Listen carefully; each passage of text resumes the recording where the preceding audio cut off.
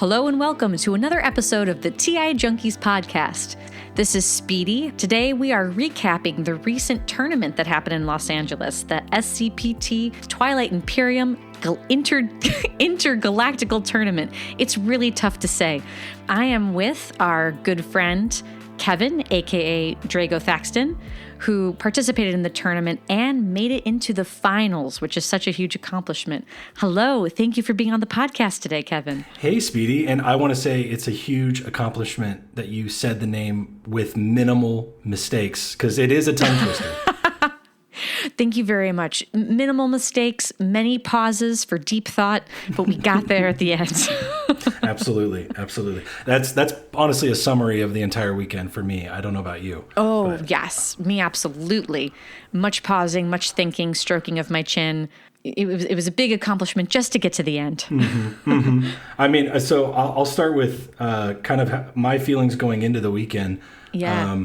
I've been busy with a lot of travel, but this has been on the calendar for so long that it almost didn't feel real going into it. Yeah. And I took off work for this, which is wild to say that I took off work for a TI tournament, but that's the junkie life, right? Exactly. Isn't that the definition of being a junkie? You love something to excess to the point that it damages your functional life. I would agree with that fully. Yeah. So yeah, we arrive Friday afternoon, and just the fact of seeing so many people just there, all for the same thing for TI, was really cool. Like that alone, I don't know about you, that was just cool to see. Oh yeah, exactly the same feeling. Because I know Rand, for example, this past year, she's been traveling the globe and meeting fans of TI that live everywhere. So she has a perspective that I don't have. My experience of playing TI is playing with our very limited junkies group. I don't think I ever processed the popularity of this game, despite it being so niche. The fact that people flew out for this, I could not believe it because I had never experienced that before. Yeah, I live in Ventura, as people watch and they may know, which is about an hour-ish away from where the tournament was at Geeky Teas, which we'll shout out Geeky Teas. That place is awesome. Yeah. It's huge. Humongous. That place is a maze that you can get lost in. And we did get lost. Many times on the way to the bathroom and back. But yeah, so it was great getting there Friday, seeing everybody. It was funny. I got asked to bring my copy to play with, and I set it up, and then we had to shuffle down, and I moved games twice that day. My game got collapsed twice and got moved to my final resting place, where I ended up in Patrick's game, a fellow junkie who's playing as Ghost. And funny enough, we actually recorded an episode at my house the weekend prior, and I think I kind of rubbed Patrick the wrong way in that game because I was being a little bossy with my faction and was just kind of being maybe too much of a bully. So he was bringing that into the game and wasn't letting me off any hooks. That's so funny. It was nice. Wow. Yeah. Part of the fun of the tournament is playing with new people, and there's all new dynamics. So I actually think it's very funny that you somehow managed to bring in existing table salts to this new table. Yeah. He extorted a ceasefire from me very early in the game. Oh, wow. And I reluctantly gave it to him, and he did not sell it to anybody, and I'm very thankful for that. But how did you do in your first game? Where did you end up? First game, I was Jolnar, and I ended up at 9. Oh, okay. So, yeah, I mean, 9 is good, but the fact that I'm playing as Jolnar, I'm not super proud of it because I always feel like you're playing on easy mode when you do Jolnar. So for my own pride, I wish I had picked a different faction probably, but that's okay. Yeah, I was Yssarl, and I think Rand was too. So for those that don't know, the tournament structure was day one, every single table had the same map, and the map was actually a base game map. There was no legendaries other than getting to Malice and finding Mirage, or putting Nanoforge out. But so it's a base game map, preset map, and then each slice had 3 factions that we were assigned an order. In order, you went around and picked your slice, and then simultaneously, all 6 of us revealed what faction we were playing from the 3 that was given to our slice. So I really liked that because during breaks, when I could walk away from the table, I could go to any table in the place. There was, I think, 10 of us, 10 tables, And you could go up to any table and just go, oh, who's playing? I was playing Yssaril, so I was like, who's playing Yssaril here? And then I would look at their table state, and you could see how different objectives make you play, how different people assess different play styles. Like, oh, I sent what was your first planets you took? Oh, I took those planets. Oh, I took these. That's so strange. Oh, it's because the objectives were this or that, and all the varieties. So it was cool to be able to walk up and kind of immediately understand board state quicker than you normally would walking up to a random game. I enjoyed that a lot, and seeing like who didn't play Yssaril and they chose to go Yin or something else. I can't remember what the third option was for that slice, but yeah, I found that interesting too, because everyone is presented with the exact same set of choices and who chose what, and especially because the factions were assigned to the same slices per table. Which faction was the most likely to be picked for that slice? So I wish we had the stats on that actually. Like how many people of the three options chose Yin over Yssaril? How many people chose Jolnar over? I forget what my other options were. So and to kind of sneak preview for day 2 as we continue on this conversation, it was day 2 was whatever wasn't played day 1 got added to the mix, so there was quick math, 6 times 3 is 18, so 18 factions.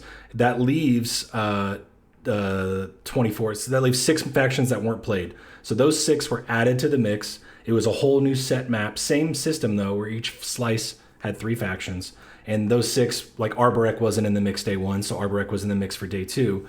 And then to jump finally to the finals, we're on the topic, it was the 6 least played factions from the weekend, were the 6 factions assigned to slices.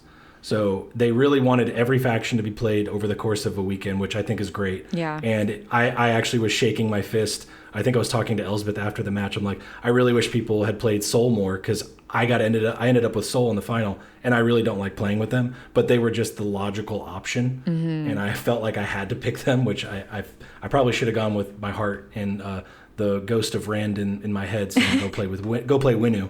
But so the system was great. I really enjoyed being able to walk up to a table, seeing what was there, and understand it right away. Oh yeah.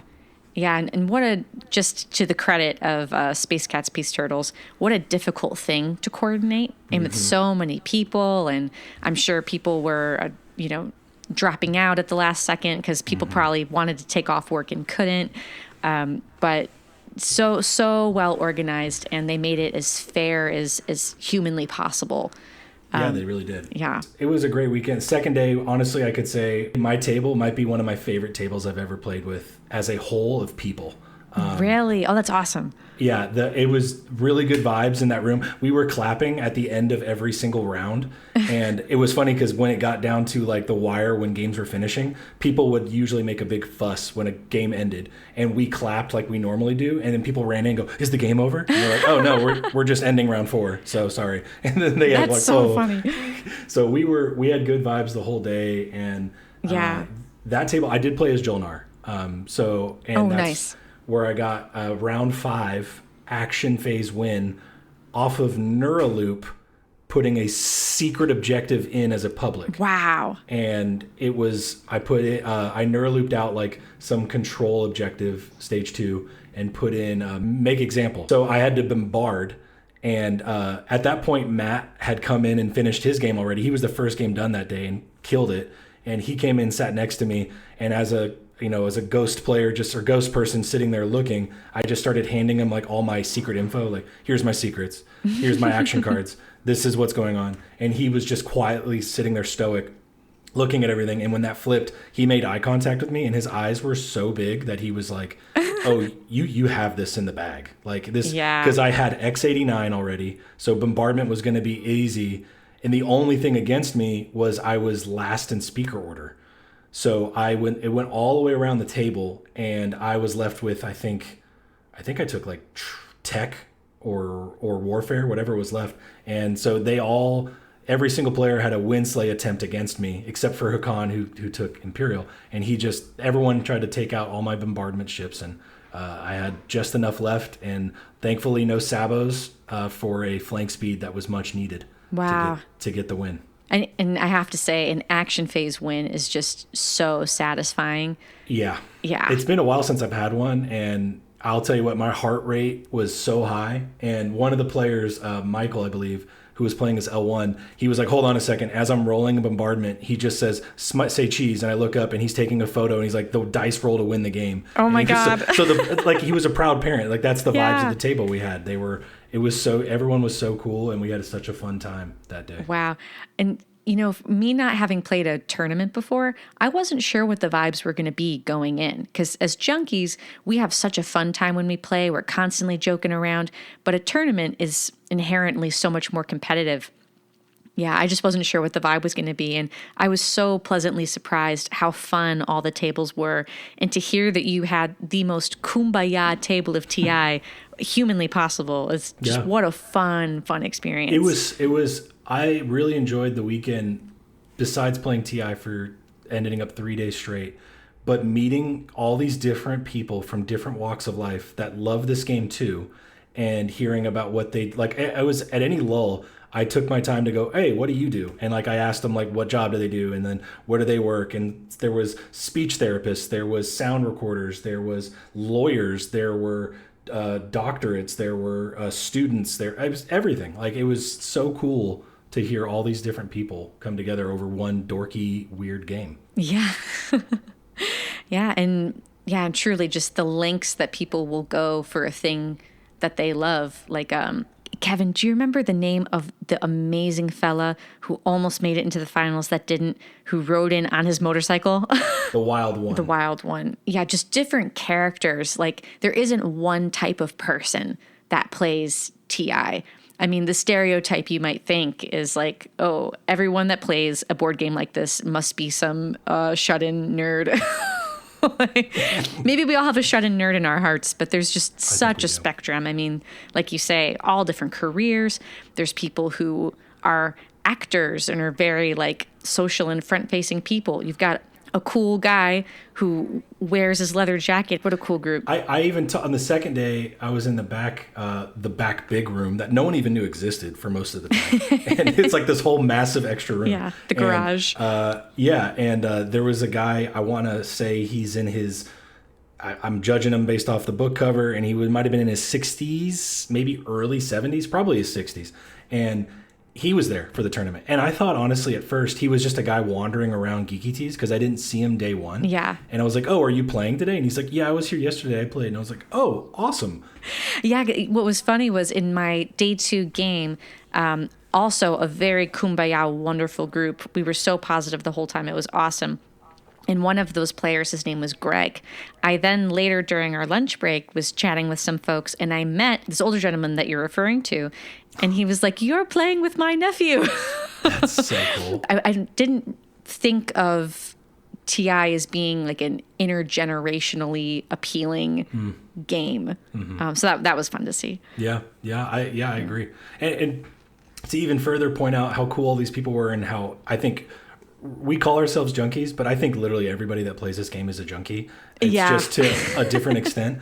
After 2 full days of Twilight Imperium, the third day on the finals, I get there, table set up, I'm getting ready, and I'm walking in the room, and then we start playing. And then as I leave to go to the bathroom to get water, to do some sidebars during the final, there's 2 tables right outside the finals room where you were playing with a group of people, and Nate was playing with a group of people, and you guys played 2 other games of Twilight Imperium with crazy events, rules, other factors that just like people just show up like, oh yeah, I want to play another day in a row for no other reason than I want to play this game. Yeah, right. As if 2 days wasn't enough. Nope, let's do it again. Yeah, exactly. Like run it back for the third day. Yeah. In my day 2 game, I had a scenario that I have never encountered before, which is our public objectives, first of all, were all control-based. Have more planets than your neighbor. Control 4 planets with the same trait. Then I pulled my secrets. The board was already difficult to do those control objectives as it was. I pull control 4 hazardous planets. Oh my God. I pull another one.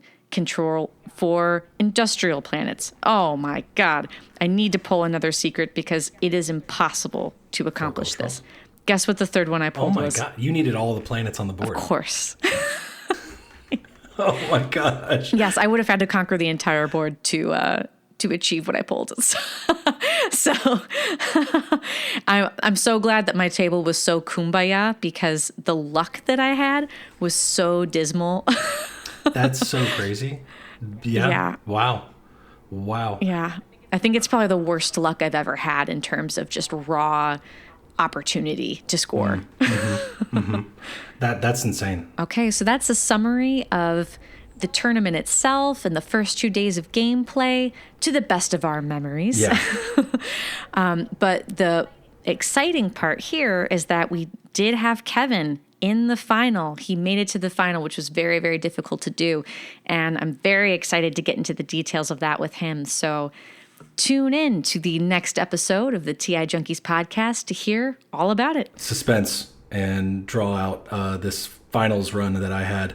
It's a hell of a day, and it was a hell of a tournament. Thank you, SCPT, for putting that on. I'll say that. I want to make sure that is well known, because it was a lot. We touched on that earlier, but it was a heck of a good time. I met a lot of good people, made a lot of good contacts. Yes, I completely agree. It was such a great experience, and I can't wait till they do it again, because we might be the ones flying out for it next time. Oh, yeah, that's true. Yeah. All right. Thanks so much for listening. And if you want some more insight into the tournament, we will be posting this week a video from the tournament with some clips of the shenanigans and the gameplay going on. So check that out on our YouTube channel. I didn't know they were releasing it. That's awesome. I shoehorned that bit in. Professionals. Professionals.